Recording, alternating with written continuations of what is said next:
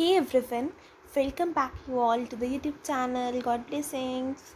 So today we are going to read class 7th NCERT book, that is Honeycomb English Literature NCERT chapter 1, 3 questions. We are going to read the first chapter of this book, that is 3 questions. This is the first chapter only, so before we read it is saying a king has 3 questions. Means इस chapter में हम ये पढ़ेंगे कि king के पास 3 questions हैं और वो आंसर्स चाह रहा है, मीन्स अपने ही वो आंसर्स चाह रहा है. तो वो 3 क्वेश्चंस क्या हैं और वो किंग क्या चाहता है, means the king what he wants, means वो किंग क्या चाहता है. So let's read the chapter, we will get to know it. 3 questions, 3 questions. The thought came to a certain king that he would never fail if he knew 3 things. एक बार एक king को एक विचार आया कि वो कभी नहीं हार सकता अगर उसके पास वो 3 चीज़ें हैं. और वो 3 चीज़ें क्या थी? What is the right time to begin something? Right time क्या है, मीन्स सही समय क्या है किसी चीज़ को शुरू करने का. Which people should he listen to? किन लोगों को उस मतलब ऐसे कौन लोग हैं जिसकी बात किंग को सुननी चाहिए. और what is the most important thing for him to do, और उसके लिए सबसे मोस्ट इम्पॉर्टेंट थिंग क्या है करने के लिए, किसके लिए, किंग के लिए. The king therefore sent messengers throughout his kingdom promising a large sum of money to anyone who would answer these 3 questions. तो किंग ने क्या करा, एक मैसेज भेजा अपने मैसेंजर्स से उसके किंगडम में सारे मतलब सबको एक मैसेज भेज दिया अपने किंगडम में जितने भी लोग हैं. और एक ये प्रॉमिस किया कि जो भी उसको ये आंसर करेगा ना इन 3 क्वेश्चंस का, उसको बहुत सारा पैसा देगा, large sum of money. Many wise man came to the king, बहुत होशियार लोग आए किंग के पास. But they all answered his question differently, लेकिन सब ने क्वेश्चन का आंसर अलग अलग दिया. In reply to the first question some said the king must prepare a time table. जो किंग का पहला क्वेश्चन था उसके रिप्लाई में, किंग का फर्स्ट क्वेश्चन क्या था, king first question was what is the right time to begin something, कि किसी चीज़ को शुरू करने का राइट टाइम क्या होता है, राइट ना. तो उसके पहले क्वेश्चन का आंसर कुछ लोगों ने ये दिया कि किंग को अपना एक टाइम टेबल बनाना चाहिए और फिर उसको स्ट्रिक्टली फॉलो करना चाहिए. Only in this way they said could he do everything at it proper time, इसी तरीके में वो हर चीज़ अपने प्रॉपर टाइम पे कर सकता है. दूसरों ने कहा कि ये इम्पॉसिबल है कि एडवांस में डिसाइड कर लेना कि आपको उस टाइम पे क्या करना है, आप पहले ही डिसाइड नहीं कर सकते. The king should notice all that was going on. King सब कुछ नोटिस कर रहा था कि सब कुछ जो हो रहा था. Avoid foolish pleasures and always do whatever seem necessary at that time. King को मतलब उन्होंने कहा कि किंग को ना सब नोटिस कर रहा था जो वहाँ हो रहा था, सब वो जो अवॉइड उसको जो बेवकूफ़ी लग रही थी वहाँ पे उसको अवॉइड कर रहा था और सिर्फ वही कर रहा था जो उसको मीन्स उस टाइम पर नेसेसरी लग रहा था. जबकि बाकियों ने कहा कि किंग को ना एक काउंसिल होनी चाहिए, बहुत होशियार लोगों की उसकी काउंसिल होनी चाहिए जो उसको मदद करे कि प्रॉपर टाइम पे उसको क्या करना चाहिए. काउंसिल होती है, ऐसा एक ग्रुप होता है पीपल का जिनको ना चूज़ किया जाता है जिससे वो एडवाइस से किंग को या फिर अपने रूल्स बनाए. This was because one man would find it impossible to decide correctly. ये क्यों था, क्योंकि एक इंसान इसको बहुत इम्पॉसिबल मानेगा, मीन्स कि क्या डिसाइड करे किसी की हेल्प लिए बिना. इसलिए उसने कहा कि काउंसिल बना लो कि राइट टाइम बताए वो हर एक्शन के लिए. But then others said that there was some things which could be urgent. लेकिन फिर दूसरों ने कहा कि कभी कभी कुछ ऐसी चीज़ें भी होती हैं जो बहुत अर्जेंट होती हैं, फिर क्या करेंगे. These things could not wait for the decision of the council. ये चीज़ें किसी भी काउंसिल के डिसीजन के लिए, किसी काउंसिल का फैसला लेने तक नहीं रुक सकती है. In order to decide the right time for doing something, it is necessary to look into the future. किसी भी चीज़ को मीन्स अगर वो कह रहे हैं कि अगर आप चाहते हो कि आप राइट टाइम चाहो किसी चीज़ को करने के लिए, तो ये ज़रूरी है कि आप अपने फ्यूचर में देख सको. एंड ओनली मैजिशियंस को डू दैट, और ये तो सिर्फ मैजिशियंस कर सकते हैं. The king therefore would have to go to magicians. इसलिए किंग को मैजिशियंस के पास जाना होगा. अब ये उनके फर्स्ट क्वेश्चन का आंसर कंप्लीट हुआ. अब in the answers to the second question, अब उन्होंने जो सेकेंड क्वेश्चन का आंसर दिया, some said that the people most necessary to the king were his counsellors. मतलब किंग का जो सेकेंड क्वेश्चन था वो ये था that which people should he listen to, कि किन लोगों को किंग को सुनना, मीन्स किन लोगों की बात किंग सुने, किन लोगों की जो बात है उसे किंग को सुनना चाहिए. तो कुछ लोगों ने कहा कि जो मीन्स बहुत ज़्यादा मोस्ट नेसेसरी हो पीपल, जो किंग के पास हो बहुत ज़्यादा, वो उसके काउंसलर्स हैं तो उन्हें सुने. दूसरों ने कहा priest means what, pandit, you can say, who works in mandir, temples. A few others choose the doctors, कुछ ने डॉक्टर्स को कहा कि डॉक्टर्स को सुनना चाहिए. And yet others said that his soldiers were the most necessary. और बाकी फिर कुछ ने कहा कि उसके जो सोल्जर्स हैं वो सबसे ज़्यादा ज़रूरी हैं. अब उसका जो थर्ड क्वेश्चन था, टू द थर्ड क्वेश्चन, अब उसका थर्ड क्वेश्चन क्या था? What was his third question? That was what is the most important thing for him to do. कि अब किंग के लिए सबसे मोस्ट इम्पॉर्टेंट थिंग क्या है करने के लिए. किंग की सबसे मोस्ट इम्पॉर्टेंट थिंग क्या है, किंग को क्या करना चाहिए. और उसके रिप्लाई में कुछ लोगों ने कहा साइंस पढ़नी चाहिए. बताओ, किंग हो गया, वो साइंस करेगा.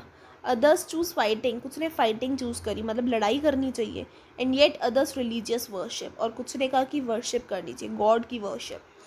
As the answers to his questions were so different, जैसे कि अब उसके जो आंसर्स थे सब, उसके तीनों क्वेश्चंस के, वो बिल्कुल डिफरेंट थे. अब किंग सेटिस्फाइड नहीं था अपने आंसर्स से, और उसने किसी को भी कोई रिवॉर्ड नहीं दिया. बताओ, बेचारों ने इतनी मेहनत करी, किसी ने कुछ कहा, किसी ने कुछ कहा, बट अवार्ड किसी को नहीं मिला. Instead he decided to seek the advice of a certain hermit. उसके बदले उसने क्या सोचा कि उसने डिसाइड किया कि वो ना एक हर्मिट की एडवाइस लेगा. हर्मिट क्या होता है? Person who lives alone and leads a simple life. वो इंसान जो कि अकेला रहता है और बहुत सिंपल लाइफ जीता है. मीन्स नो, लाइक किंग की तो बहुत ज़्यादा ऐशोआराम वाली लाइफ है, लेकिन वो उसकी हेल्प लेना चाहता था, उसकी एडवाइस लेना चाहता था, जो बहुत सिंपल लाइफ जीता हो. Who was widely known for his wisdom, वो जो अपनी मतलब बुद्धिमानी के लिए सबसे ज़्यादा जाना जाता हो. और वो हर्मिट कहाँ रहता था? एक वुड में रहता था. वुड मीन्स मतलब कुछ लकड़ी का कुछ होगा, मतलब एक छोटा सा फॉरेस्ट होता है.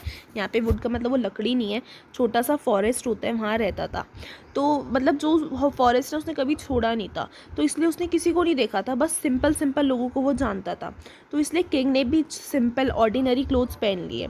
Before he reached the hermit's hut, the king left his horse with his bodyguard and went on alone. Before he reached the hermit's hut means कि hermit के hut पे पहुंचने से पहले किंग ने अपने हॉर्स को बॉडीगार्ड के साथ ही छोड़ दिया और अकेला गया. मीन्स वो किसी भी अपने सोल्जर के साथ नहीं गया, उसने बॉडीगार्ड के साथ हॉर्स छोड़ दिया और अकेला चला गया. As the king came near the hermit's hut, जैसे ही किंग हर्मिट्स की हट के पास गया, he saw the hermit digging the ground in front of his हट. उसने क्या देखा कि जो हर्मिट है ना, वो अपने ग्राउंड को, मीन्स धरती को खोद रहा है. किसके सामने? अपनी हट के सामने जो है. He greeted the king and continue digging. उसने किंग को मीन्स ग्रीट किया, मीन्स स्वागत किया, और फिर डिगिंग करनी शुरू कर दी. The hermit was old and weak. Hermit थोड़ा बूढ़ा और कमज़ोर था. And as he worked he breathed heavily. और जैसे ही वो काम करता था ना, वो बहुत ज़्यादा हेविली ब्रेथ करता, लाइक ऐसे ब्रेथ करता था वो, मीन्स बहुत ज़्यादा उसको सांस चढ़ती थी. किंग जो है वो हर्मिट के पास गया और उसने कहा, I have come to you wise hermit, मैं तुम्हारे पास आया हूँ बुद्धिमान hermit, to ask you to answer 3 questions, तुमसे 3 क्वेश्चंस पूछने के लिए. How can I learn to do the right thing at the right time. वो 3 क्वेश्चंस उसने बताए कि मैं कैसे सीख सकता हूँ कि मैं एक सही चीज़ को सही समय पे करूँ. Who are the people I need most, वो कौन से लोग हैं जिनकी मुझे सबसे ज़्यादा ज़रूरत है. And what affairs are the most important, और कौन सी चीज़ें सबसे ज़्यादा इंपॉर्टेंट है. The hermit listen to the king. Hermit ने किंग को सुना बट डिडंट स्पीक, लेकिन वो कुछ बोला नहीं, वो अपनी डिगिंग करता रहा. You are tired said the king. King ने कहा, तुम थक गए हो. Let me take the spade and work in your place. मैं स्पेड ले लेता हूँ और तुम्हारी जगह, स्पेड मीन्स जिससे वो खोद रहा था, मीन्स डिग कर रहा था, और तुम्हारी जगह काम कर देता हूँ. हर्मिट ने कहा, thanks, giving the king his spade. Thanks कहा और किंग को अपना स्पेड दे दिया. Then he sat down on the ground, और फिर वो खुद ग्राउंड में बैठ गया. आप इस पिक्चर में देख सकते हो, लाइक ये हर्मिट है जिसकी ये वाइट सा मीन्स बेड है और हेयर है, और ये है किंग. तो उसने ये स्पेड किंग को दे दिया अपना. When the king had dug 2 beds, जब किंग ने 2 बेड्स तक डग करा, वो थक गया और उसने फिर अपने क्वेश्चंस रिपीट करे. हर्मिट ने कुछ नहीं कहा, बट स्टूड अप, वो खड़ा हो गया. Stretching out his hand for the spade, अपना हाथ आगे किया स्पेड के लिए. And said, now you rest, अब आप थक गए होंगे, मैं काम कर लेता हूँ. But the king did not give him the spade and continued to dig. लेकिन किंग ने उसको स्पेड नहीं दिया और अपना काम करता रहा. 1 hour passed, 1 घंटा चला गया. Then another, फिर 1 घंटा चला गया. The sun went down behind the trees, मतलब सूरज भी छुपने लगा था ट्रीज के पीछे. And at last the king stuck the spade into the ground and said, और लास्ट में मतलब किंग ने वो नीचे फेंक दिया स्पेड को ग्राउंड पर. कहा, I came to you wise man for an answer to my questions. मैं तुम्हारे पास आया था वाइस मैन, इंटेलिजेंट मैन, कि तुम मेरे क्वेश्चंस को आंसर करो. If you can give me no answer tell me so and I will return home. मुझे बता दो, मैं घर चला जाऊँगा. Here come someone running said the hermit. Hermit कहते हैं यहाँ पे कोई भागता भागता आ रहा है. The king turn round and so a bearded man running towards him. King ने पीछे देखा और देखा कि एक बियर्ड, मतलब जिसकी बहुत अच्छी खासी बियर्ड है, वो मैन उनकी तरफ भागा हुआ आ रहा है. His hands were pressed against his stomach. उसके हैंड्स उसकी स्टमक के आगे थे. From which blood was flowing, means जिसमें से बहुत सारा खून निकल रहा था. When he reach the king he fainted. जब तक वो किंग के पास पहुंचा वे बेहोश हो गया और ग्राउंड में गिर गया. The king and the hermit remove the man's clothing. King और हर्मिट ने उसकी क्लोथिंग मतलब कपड़े उतारे and found a large wound in his stomach. और बहुत बड़ी चोट देखी उसके पेट में. The king washed and covered it with his handkerchief. King ने उसको धोया और उसको कवर कर दिया अपने हैंडकरचीफ से. But the blood would not stop flowing. लेकिन खून फिर भी नहीं रुक रहा था. The king redressed the wound until at last the bleeding stopped. मतलब जो किंग था ना वो बार बार वुंड पे पट्टी करे जा रहा था, बार बार करे जा रहा था, ड्रेस कर रहा था उसको, जब तक कि उसका खून रुक नहीं गया. The man felt better and asked for something to drink. Man को बहुत अच्छा लगा, उसको फील बेटर हुआ थोड़ा सा पहले से, और उसने कुछ पीने के लिए मांगा. तो किंग उसके लिए फ्रेश वाटर ले आया और उसको दे दिया. By this time the sun had set. इस टाइम तक सन तो ऑलरेडी सेट हो चुका था और जो हवा थी वो बहुत ठंडी थी. The king with the hermits help carried the wounded man into the हट. किंग उस हर्मिट की हेल्प से उस वुंडेड मैन को हट तक ले गया और उसको बेड पे लेटा दिया. The man close his eyes. Man ने अपनी आइज क्लोज कर ली एंड ले क्वाइट और लेट गया चुपचाप. The king tired by his work and the work he had done. Lay down on the floor and slept throughout the night. मतलब जो किंग था ना वो बहुत थक गया था, उसने इतना काम किया था, इसलिए वो फ्लोर पे लेट गया और पूरी रात सोता रहा. When he awoke it was several minutes before he could remember where he was और who the strange bearded man lying on the bed was. अब क्या हुआ, मीन्स जब वो उठा ना उसके बहुत मिनट पहले, मीन्स वो भूल गया था उससे पहले कि उसे कुछ याद आ सके. देखो ये था, आपको इस इमेज में दिख रहा है ना वुंडेड मैन, कि उससे पहले उसको कुछ याद आ सके कि वो कहाँ है और वो कौन सा स्ट्रेंज मैन है कि बेड पे लेटा हुआ है. उसको कुछ याद ही नहीं था. Forgive me, said the bearded man in a weak voice when he saw that the king was awake. उसने बहुत धीरे से बोला, मुझे माफ़ कर दो. जब वो bearded man बहुत हल्की सी आवाज़ में बोला जब उसने किंग को देखा कि वो उठ गया. I do not know you and you have nothing to forgive you for, said the king. King ने कहा कि मैं तुम्हें नहीं जानता और मेरे पास कुछ नहीं है मैं जिसके लिए तुम्हें माफ़ करूँ. तुमने ऐसा कुछ करा ही नहीं है. You do not know me but I know you. वो कहते हैं आप मुझे नहीं जानते लेकिन मैं आपको जानता हूँ. I am that enemy of yours who swore revenge on you because you put my brother to death and seized my property. मैं वो आपका दुश्मन हूँ जिसने कसम खाई थी आपसे बदला लेने के लिए. स्वॉर मीन्स की कसम खाना, रिवेंज बदला लेने के लिए, आपकी मतलब आपसे बदला लेने के लिए कसम खाई थी क्योंकि आपने मेरे भाई को मार दिया था एंड सीज माई प्रॉपर्टी, और मेरी प्रॉपर्टी को ज़बरदस्ती छीन लिया था. I knew you had gone alone to see that hermit. मैं जानता था कि आप अकेले गए उस हर्मिट को देखने. And I made up my mind to kill you on your way home. और मैंने अपना ये अब दिमाग बना लिया था कि जब आप घर जा रहे होंगे मैं आपको मार दूंगा. But the day passed and you didn't return. लेकिन दिन बीतता गया और आप वापस नहीं गए. So I left my hiding place. इसलिए मैं जहाँ छुपा हुआ था मैंने उस जगह को छोड़ दिया. And I came upon your bodyguard who recognised me. और मतलब मैं आपके बॉडी गार्ड के सामने आ गया, उसने मुझे पहचान लिया और मुझे ज़ख्म दे दिया. आई एस्केप फ्रॉम हिम. मैं उससे बच के भाग गया. But I should have died if you had not dressed my wounds. लेकिन मैं मर चुका होता अगर आपने मेरी घाव को पट्टी ना दी होती. I wish to kill you. मेरी इच्छा थी कि मैं आपको मार दूँ. And you have saved my life. और आपने मेरी ज़िंदगी बचा ली. नाउ इफ़ आई लिव, अगर मैं जीता हूँ, I will serve you as a most faithful servant and will order my sons to do the same. अगर मैं अब और जीऊँगा तो मैं आपको आपके मोस्ट फेथफुल मीन्स आपका सबसे लॉयल और सच्चे सर्वेंट की तरह सर्व करूँगा और अपने बेटों से भी यही कहूँगा कि वो यही करे. मुझे माफ़ कर दो. Forgive me. The king was very happy to have made peace with his enemy so easily. King बहुत खुश था कि उसने मतलब अपने दुश्मन के साथ इतनी आसानी से शांति बना ली. To have won him over as a friend. उसको जीत लिया एक दोस्त की तरह. He not only forgave him but said he would send his servants and his own doctor to look after him. King ने उसको माफ़ी नहीं कर दिया लेकिन ये भी कहा कि वो अपने सर्वेंट्स को और अपने खुद के डॉक्टर को भेजेंगे उसके पास उसकी देखभाल करने के लिए. And he promise to give back the man his property. और उसने प्रॉमिस किया कि वो उस मैन को उसकी प्रॉपर्टी वापस कर देंगे. Leaving the wounded man, the king went out of the hut and looked round for the hermit. उस wounded man को छोड़ के king बाहर गया hut के और उसने hermit के लिए search किया. Before going away, he wished once more to get answers to his questions. वापस जाने से पहले वो चाहता था उसको एक बार उसकी questions का answer मिल जाए. The hermit was on his knees sowing seeds in the beds that had been dug the day before. Hermit अपने घुटनों पे बैठ के मीन्स बीज बो रहा था, सो कर रहा था, जो मीन्स उन बेड्स में जो उसने कल खोदे थे. The king went up to the hermit. King hermit के पास गया और कहा, फॉर द लास्ट टाइम के लिए मैं तुमसे बेग करता हूँ कि मेरे आंसर की क्वेश्चंस दे दो वाइस मैन.